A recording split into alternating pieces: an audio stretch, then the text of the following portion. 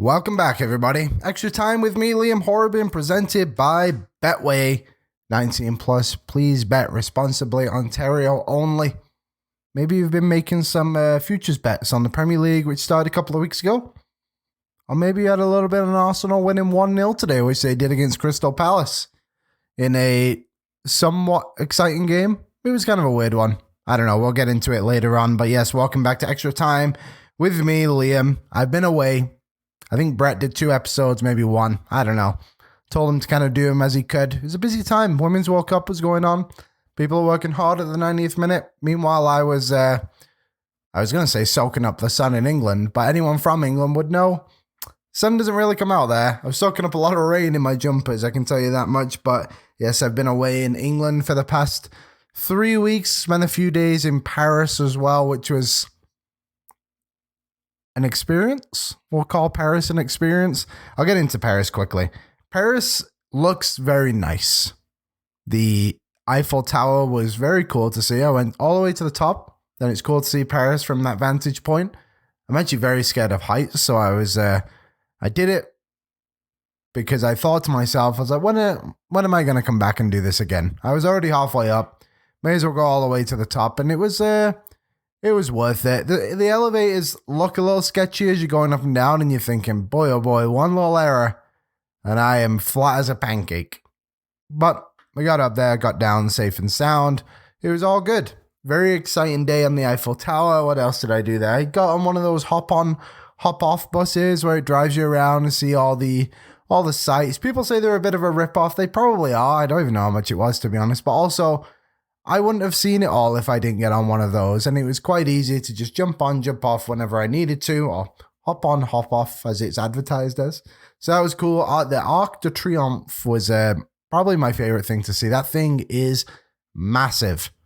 And I believe the Tour de France had just gone through there recently, or is getting ready to go through or something. So there was a little bit of that around there too. So that was really cool to see. Louvre, saw the Mona Lisa. Bit overrated. If you're going to go see the Mona Lisa, maybe let me know on this too.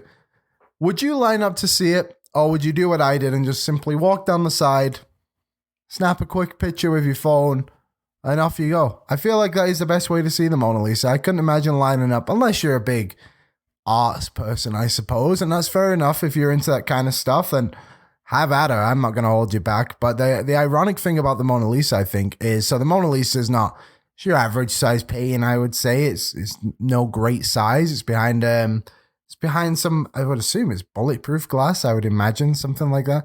But at the other end, the picture the Mona Lisa looks at is the biggest painting in the Louvre, which my tour guide told me there was over 300,000 pieces, I believe, in the Louvre art collection. So to have that thing there was pretty cool. And looking at it, it's almost like it's a bit of a Last Supper kind of vibe to it. I believe Jesus is in the picture in the middle and his disciples and then whoever else is. And it was actually very, very nice painting. And then I'm not much of an arts person, but if you're there, you kind of got to see all that stuff, right? So I did it all. But the people, and I'm sorry if you're from France or Paris specifically, because I've heard other places in France are quite nice actually, but just not great to me and the people who I was with. One lady who I was grabbing a coffee from told us to shut up and don't talk when she talks. So that was pleasant. My couple of people in my family too speak fluent French, who were trying to also speak French to the people there to make it easier for them and also like help themselves a little bit too, like get more fluent in the French. And they just refused to acknowledge the fact they spoke French and spoke back to them in English. It was very, very confusing. There was obviously enough people there who were very, very nice, but unfortunately the rudeness overruled, and I don't think I'll be going back. I don't think I'll go back. Maybe a sports event one day, like if England are in the World Cup final perhaps one day and it's in France and I get the opportunity to go, then I'll go. Speaking of World Cup finals, I applied for my ticket for the 2026 World Cup. That's free if anyone wanted to do that. It's just type in FIFA 2020 to FIFA 2026 World Cup tickets. It's kind of going to a draw and then you go from there. So that was good. And also the Women's World Cup final was on yesterday. Yes, Sunday was yesterday. And Spain 1-0 win and winning their first World Cup, beating England, unfortunately, for an Englishman. I'm not going to sit here and pretend I know a lot about the women's game, because I quite frankly don't. I learned a lot watching the World Cup this time around, and a lot of more of the players. And this one felt a lot different for the World Cup. And I know this is kind of the common story around the whole World Cup, but was the competitiveness of it. It wasn't USA making it to the final again. It was England and Spain. And then you also had Nigeria, who had a very good World Cup. Canada, unfortunately, didn't do very well, but you see them get knocked out, the Olympic gold medalists, and that shows you the competition that was there. Obviously, the US went out on penalties, which was a bizarre way to go out, just crazy, the way that Sweden scored that last penalty, basically a millimeter over the line. So I think just big props to the women's game in general. I think this last, I would say since 2021, I believe that's when the European Championships were, for the women in England. I think since that point, maybe even the Olympics too in Tokyo, that's big steps have been made in the women's game from what I've seen. And maybe you know a little bit more about it than I do. And if you do, please educate me on it. I'd love to keep continuing to learn more about it. And I know on DAZN, they have the UEFA Women's Champions League. So I think I'll tune in a little bit more to that, to be honest. I've been intrigued. It was obviously difficult from a North American perspective on watching this World Cup, especially in the later stages. The games were very early in the morning. I believe the final was 4 a.m. in Edmonton. It's difficult to watch, but the ones where I think Canada's first game started at 9 p.m. on when they played Nigeria, I believe that was. So that one was easier to watch. But when I was in England, I was able to watch a few more games. I watched Brazil play. I believe who'd they even play? I can't remember. Portugal, one of the teams, when they played the US and they hit the post, in the last couple of minutes of the game there, which would have eliminated the US from the World Cup. So much easier to watch in England when the game started 9, 11, and 1 p.m. So that was good. So big props to the Women's World Cup. It was fantastic. We've now had two big events in the football world, and World Cups have been very successful in the men's, with teams like Morocco and Croatia getting all the way to the semifinals. And then the women's, of course, with Spain winning their first World Cup. So big props to all of them. In England was great. London was fantastic. I really, really like London. Saw Brentford Stadium on my way to Heathrow. That place is literally, if you don't know, maybe this is something fun you would find, but if I was you, I would look up some football stadiums and just zoom out a little bit and just see where they are, to be honest. Like Brentford Stadium, I had no idea. We just randomly drove past it on the way to Heathrow. Is literally on the side of the motorway and just in like kind of the middle of a bit of a residential area, I suppose, between some car dealerships as well. And it's just there, like a really great stadium. Can't remember the name of it off the top of my head. So Wembley from the sky. Unfortunately, didn't have time to go and check that out. But my sister-in-law had a good experience there right before the Community Shield between Arsenal and Chelsea. City. Chelsea. They would never get back there anytime soon anyway. Said that was really good. When we were in France, we saw the Stade de France. But of course, I went to watch a Bolton Wanderers game. They played Everton. It was 0-0. Disappointing. No goals, but it was actually a really fun game and really obviously enjoy watching Bolton play. The last time I saw Bolton play live was when I went back to England, 2015-16. I can't remember which year it was. Bolton played Liverpool in the FA Cup. I believe it was a third or fourth round replay, and Bolton were winning 1-0. Idiger Johnson had a penalty, went in. Liverpool won 2-1. I think Daniel Sturridge got the first goal, and then Philip Coutinho, belter, curled it right around. Who would the goalie have been for Bolton at the time? Maybe Ben Amos or someone like that. Bogdan, I think he was ginger, curled it right in. Nothing you could do. I think that was in like the 78th minute as well. So disappointing from that, but it was very fun to be back. Very fun to be back this time around as well at the Tough Sheet Stadium. My friend who I went to high school with in England gave us a really fun experience being in one of the suites, the 1877 suite, which of course 1877 is when Bolton was founded. So we were in the 1877 suite, got a good meal. Our seats were row P, so whatever number that is back, but we were right behind the benches, so we were actually sat within amongst the players. So right next to me was George Johnson, who is a very promising player, former Liverpool Academy player. I believe he's only 23, 24, something like that. Owen Toll was there as well, Northern Ireland international. And there was a few Everton players dotted amongst them as well. And it was a very fun experience. Everton played a rather strong team, to be honest. And second half, they switched it up, brought on all their academy players, young players. But it was a fun game, 0-0. I had the opportunity to go to the game as well on the Saturday, but turned it down. They were playing West Brom because I'd already been to one. I wanted to experience more of England. 4-3 final to Bolton. Last minute winner from Aaron Morley. That would have been a thriller, but either way, very good to be back at the Tough Sheet Stadium. But of course, lots have happened since I left, and I've wanted to talk about a lot of it.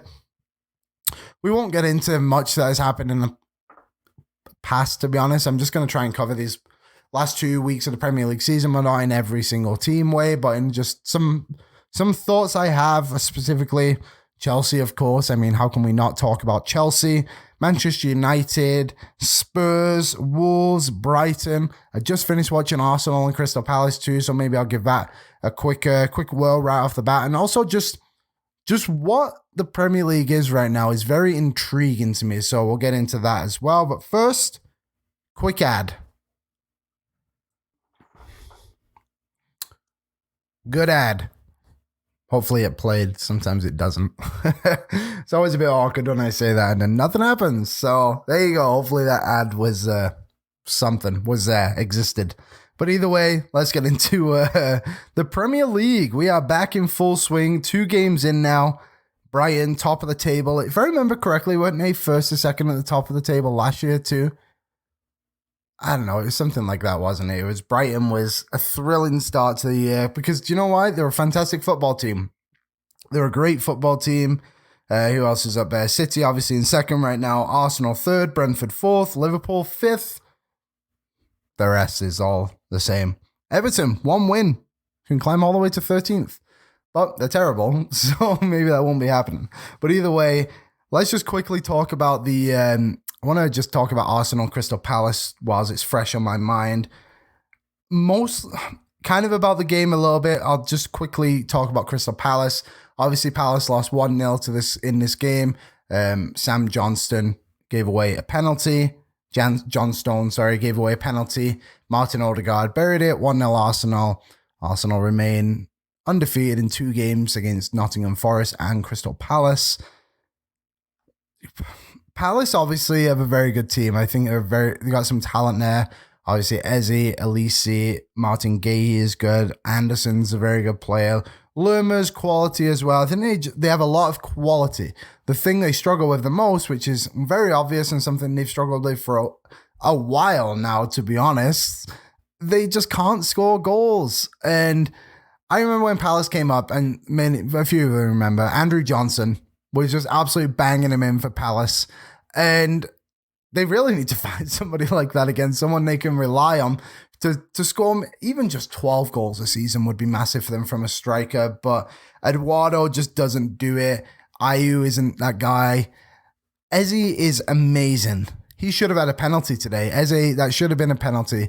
But the problem is, when Elise isn't playing and Wilfried Zaha is gone, you're asking Eze to do a lot on his own. And today against Arsenal, he did everything he could. Like I said, should have had a penalty. It was giving it everything. Just so skilled and technical on the ball.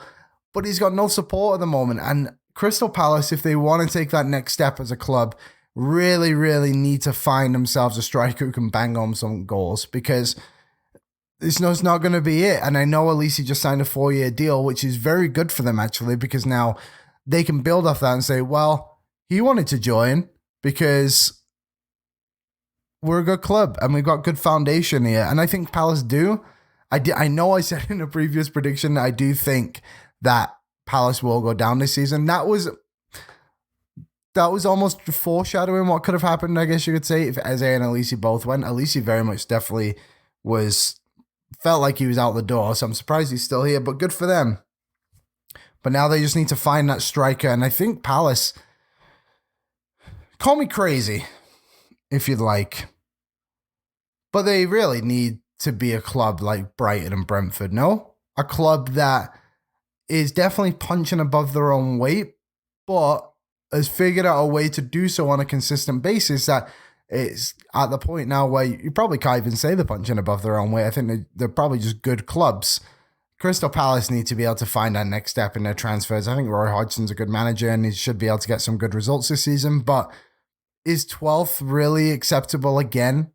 How long is Eze? I know at least he's staying, but how long is Eze going to do this now of like another mediocre season? They needed to find that striker. I know they just got that França, I believe his name is, from the Brazilian league. He's only 19. He had 9 goals last season. Sorry, 9 goals in all competitions, yes, for Flamengo in the Brazilian league. Will he get it done in the Premier League? We'll see. He is only 19. So go from there and decide for yourself, but I think Palace need a little bit more. Arsenal, on the other hand, I cannot believe people underestimated what Arsenal were capable of. It is crazy. They finished second in the league last season and pushed City, almost until the very end, until the wheels fell off. Granted, they had some tough injuries. Saliba going down. Gabriel Jesus was pretty much injured from the World Cup onwards. Just never really found it again. Now you've got this experience of being in that title race, also signing guys like Timber, obviously got her, that's very disappointing. David Raya to give some competition in net.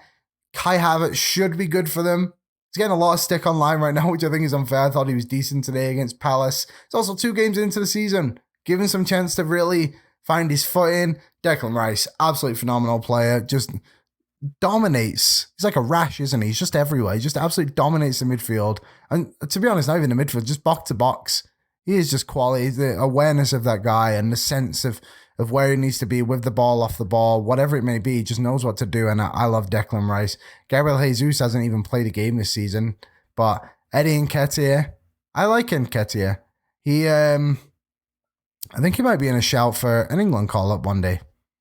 I would not be shocked if he got a shout to go up and play for England this season. Maybe later on in the year, we'll see how he goes. He might have to bang home a few more goals, but who knows? I think England could use maybe a younger striker to come through like him as well. You think about it, like Watkins, Wilson, kind of battling for it, aren't they? Tammy Abraham's out till January. Ivan Toney obviously out for, 6 more months, something like that. He just released an interview as well, which I gotta tune into. To finish up on Arsenal, though, I think we're going to get a really good image of what this team is over the next 6-7 games, something like that, which seems very obvious. But when you look at the schedule, they got Fulham, who I think are a bit of a shell of what they were last season, could struggle against relegation, but London Derby, I think they'll probably win that one. Now, United, we'll get into United a little bit later, but still, United Arsenal, always a big match when those two play against each other. Both teams typically show up, but that's at the Emirates, so should be a win, I would assume. Everton, crap. Now you got the North London derby with Spurs. Obviously a big game, especially with Spurs have started the season. Bournemouth after that. Bournemouth, I don't think are as bad as people maybe will give them credit. Gary Neville said they were going to get relegated, which seems very silly of him. And then Manchester City on October 8th. They do play Chelsea on the 21st of October as well, but they're not very good, are they? So I think that's kind of the challenge there. So you got United, Spurs, City with 3 of the next 6 games, with other difficult games too. Like I would say Bournemouth is going to be a difficult game, especially away from home. So we'll see. But I think we'll get a really good idea of what Arsenal is once those fixtures have gone through. And maybe that's the momentum they need. If they can get any kind of result against City on October 8th, then this title race is alive and well. Now, I know it's October 8th, but you would have to, maybe it's just too early to call, but if they don't get a result against City, then is the race already over? We may as well transition straight into City, because watching them play, they look almost unbeatable, don't they? They had a tough matchup against Newcastle, who I think played them very, very well. It's difficult to go to the Etihad, and to be honest, only had 1 goal. Newcastle just couldn't find a way to score a goal, which was their biggest issue. Arsenal need to get a result against Man City because they look to be They look to be transitioning their stars a little bit, like Foden's coming about a lot more. Kovacic is coming through as well, especially with Kevin De Bruyne gone. They're changing a lot of things. Gundogan, of course, too. But City are the team to beat. City are the team to beat. And Arsenal need to at least get a draw against them on October 8th to keep the title dreams alive. I think the next team we should talk about is Chelsea, because they're such a weird team. They're such a weird team. And watching them yesterday against West Ham, they were the better team. They just couldn't find a way. Scoring more than one, obviously, but just even like creating chances in the box, I found like quality chances, It just wasn't there. Raheem Sterling was great. I think Pochettino may have found the old Raheem Sterling, which is fantastic, because Raheem Sterling on his day is one of the best players in the Premier League. His speed and acceleration is unmatched. Not many players in the league defensively can keep up with him in that regard, and we saw that a few times yesterday, especially against West Ham. So if Pochettino can find a little bit more from Sterling, then they got something there. The problem is someone's got to score when he crosses it into the box, or Sterling's got to score. Nicholas Jackson got a lot of praise, and I think he actually will be good, but he needs to find the back of the net sooner rather than later. Mudryk looks terrible. I'm not really sure what they're supposed to do with him. Caicedo got a lot of stick yesterday for giving away the penalty. Is what it is. You're trying to win the ball back and all that kind of stuff. And at that point, to 95th minute, does it really matter? Time's gone. Enzo has been very good for them. Missed the penalty. It just seems like there's just every time something looks promising for Chelsea, it just goes absolutely down the drain for them. And they do it to themselves. I've seen many stats on Twitter. Many of them are lying because you get those community notes now, but I believe they've won 3 games in the last 30-something. It's unacceptable from a Chelsea standpoint. They've been bitten a little bit with injuries, so like Christian Nkunku. That is far from ideal, but they just need more. They need more from players defensively. I didn't think they were very good. I thought that goal from Michail Antonio was very avoidable. Levi Colwill, for me, he's a very, very good player. He was very good at the Euro Under-21s this past summer as well.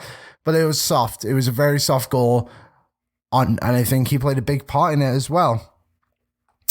I don't know. I'm kind of torn on how I want to feel about Chelsea, because I want it to work in the sense of I think this team has a lot of fun players to watch play football. Mudryk included in that, to be honest. Sterling as well, if he can keep finding his feet. Enzo is quality. Jackson was very good last season as well. We need to see it from him. Conor Gallagher, I like a lot. Reece James, obviously, who knows when he's going to play because he's always injured. But I want it to work from that standpoint, because I want to watch this fun team and these fun players excel. However, I also hate how they just think they can go out and just buy this player and buy that player. They signed another goalie today from the MLS. Can't remember his name off the top of my head. But I just hate how that side of things is happening, how they just think they can buy their way to success. And this just doesn't seem to be a lot of plan around it. They're spending way too much money, and they're not even spending money on that good of players, to be honest. Like, some of them are obviously good, but like 150 million for Caicedo, that is crazy. That is crazy. I mean, good for Brighton to get that kind of money, but he's not worth that. I think I would have paid 60, 70 million. The money in it is a bit outrageous. And from that perspective, I'm glad to see Chelsea fail on a consistent basis, because I think it's unnecessary to be spending that much money. There was a lot of quality at Chelsea before Todd Bowley came in and started to rip it all apart. And it just feels like the identity of Chelsea doesn't exist anymore. And Pochettino's a very good manager, and he could probably find it back, but it's not going to come easy. And I think people who thought Chelsea were going to finish in the Champions League this season are foolish compared to what the other teams in this league are. And honestly, it's disrespectful to what teams like Brighton have accomplished, Newcastle, Aston Villa, sure, we'll put them in there, even Brentford to an extent. Chelsea aren't as good as any of those teams right now. And coming up, let's see what they have in their upcoming schedule there. They got Luton, Nottingham Forest, Bournemouth, and Villa. If they don't win 3 of those games, then they're going to struggle to get any kind of European football, never mind Champions League football. We'll move quickly on to Manchester United. And I got Spurs, Wolves, and Brighton. I wouldn't mind talking about too if we can get through quickly. Just quickly on Spurs. Losing Harry Kane is obviously a significant blow, but boy oh boy is Ange football come through and thriving. That man has got Tottenham absolutely dancing right now. And a big reason why is Basuma. Basuma is incredible. He was so good yesterday against United, and he just really allowed Saw to kind of run around and do what he needed to do. He got a great goal. That man is like a rash. He is just all over the place, and I love him. He's very exciting to watch, and the work ethic is incredible. James Maddison is able to thrive because of what Basuma and Saw do in the midfield behind him. Just allows James Maddison to do whatever he needs to. The pressing football is very exciting to watch. Yesterday, I didn't realize how young this team was until I looked yesterday, and Son was the oldest player in the starting 11 at 31. You've got a lot of exciting football is going to happen this season in Tottenham. I said, which was very wrong of me, that they would be a bottom half team. I think they can definitely compete for a Europa League spot this season.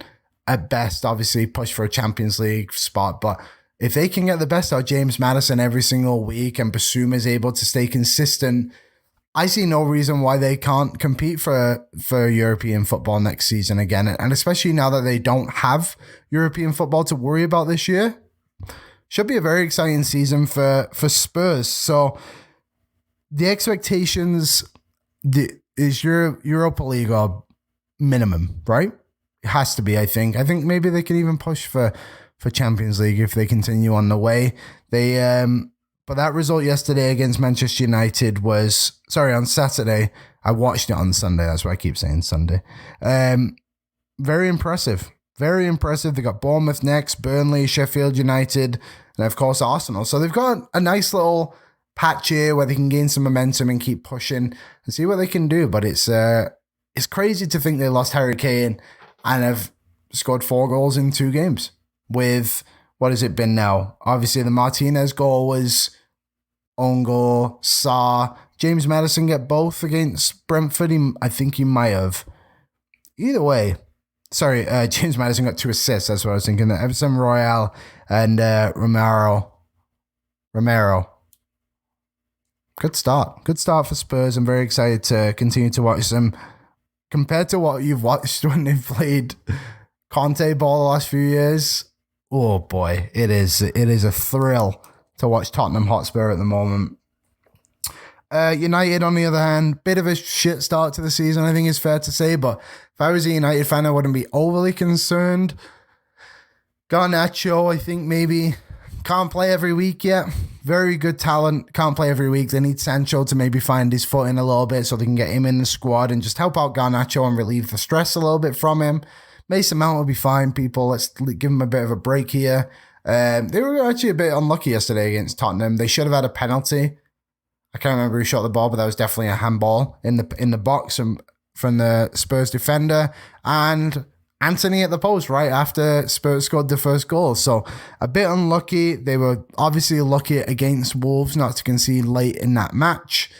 That was avoided, so I guess this was karma kind of catching up a little bit. But if I'm a United fan, let's not forget, you were absolutely dreadful the first 2 games last season, and you have a win under your belt this time, 2 games into the season. So Nottingham Forest next, Arsenal, Brighton, Burnley.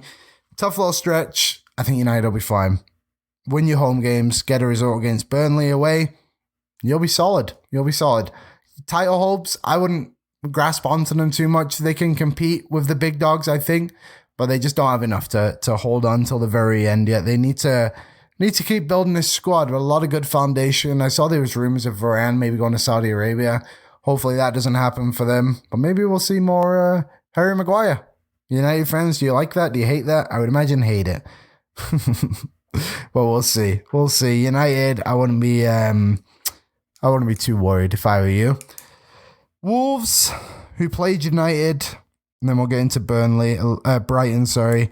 Wolves obviously played United first game of the season. Unlucky not to get a penalty at the end. I think the head of officiating basically came out and said that it should have been a penalty, and that ref was suspended for this week, and maybe the VAR referee as well. Good. At least you can only rewrite your wrongs, something like that. You can't redo them. I don't know. I butchered that. You know what I'm trying to say. You made a mistake. You've got to work past it and move along. Wolves are interesting. Just a quick, you look at the goals that happened against Brighton on Saturday. 46 minutes, 51 minutes, 55 minutes. Your team falls apart, the game's done, it's 4-0. What are you supposed to do? You gotta be better defensively in that standpoint. But watching Wolves, I said they'll get relegated. I think they'll be in a relegation battle. And it's hard to 100% judge the Premier League at the moment because we haven't really seen Luton play after their game was postponed, since Kenilworth Road won't be ready yet for a home game. So that got postponed. Wolves might be okay. They have enough quality in the squad. They should be able to get them through if they can just tighten up defensively. Nunez, obviously a great player, got a red card. That was very stupid and just immature of him, I thought. Pedro Neto has his moments. Cunha, very good against United. Was solid against Brighton, I thought too. They just need some luck. They need some luck to fall their way. And I think they'll be in the battle for relegation, but I think they could survive. They have too many good players in the starting 11. The problem is the bench. Huang came on and scored, obviously, but we'll see. Is Doherty going to get any better? I don't think so. It's just about trying to find the footing now. Everton next, massive game, then Palace. And then they have Luton in there as well within the next 4 games. So if they can find some momentum from there and Gary O'Neill can get his team having a high work ethic, which I thought was something that lacked a little bit for parts of the game against Brighton, then Wolves might be okay, but we'll have to wait and see from there. Last team we'll talk about directly is Brighton. Incredibly exciting team to watch play football. Brighton and Hove Albion. Just so fun. 4-1 against Luton, 4-1 against Wolves. Easy start to the season, let's be honest, but you got to win your games. You got to win your games in front of you, and that's exactly what they've done. And can they get Champions League this season? Are Brighton a Champions League squad? I don't know yet. It's just interesting how they're able to cycle through these players like it's nothing. Cucurella, Caicedo, Basuma, Benjamin White, Robert Sanchez is gone now too, and they just find the next guy. Solly Marsh, Matoma. Is absolutely nuts what they're able to do and just continuously have success. And it just shows how strong that system is that they have running it. Even before Roberto De Zerbi, what Graham Potter had going on, now they've been able to take that next step, which I don't think many people thought they were going to be able to do after Potter left. And they've just absolutely thrived under De Zerbi. So I'm excited to see what they're able to do. West Ham next, Newcastle, Manchester United, and then Bournemouth. But the intensity and the work ethic and just the direct football is so exciting to watch. The best team I've seen play from an excitement level so far this season. Just an absolute thrill. And I think they can push for 4th in the Premier League this season. I don't know if they'll get it, but I think they'll come very, very close and be there for the most of the season like they were last year as well. And I think they're going to finish ahead of teams like Chelsea. I think they'll probably finish ahead of a team like Aston Villa as well. So if Brighton can continue on this run, they're always a tough team, but they're going to be a tough team for teams like Man City as well. Now, the last thing I wanted to quickly touch on before we wrap up this episode, just the Premier League in general. I feel like this group of 20 there's only one team who I think you can predict what they are, and that's Manchester City. They are the best team in the world, and I don't think there's any argument on that. Even without Kevin De Bruyne, they are quality. And think of the players they've lost as well. Mahrez has gone. Obviously, KDB injured. Laporte went to Saudi Arabia. Gundogan. 4 players who would get into pretty much any team in the Premier League. And they're just gone, and City haven't missed a beat. I think Alvarez is going to be great this season for them. Foden looks like he's ready to take another step. Kovacic looks absolute quality.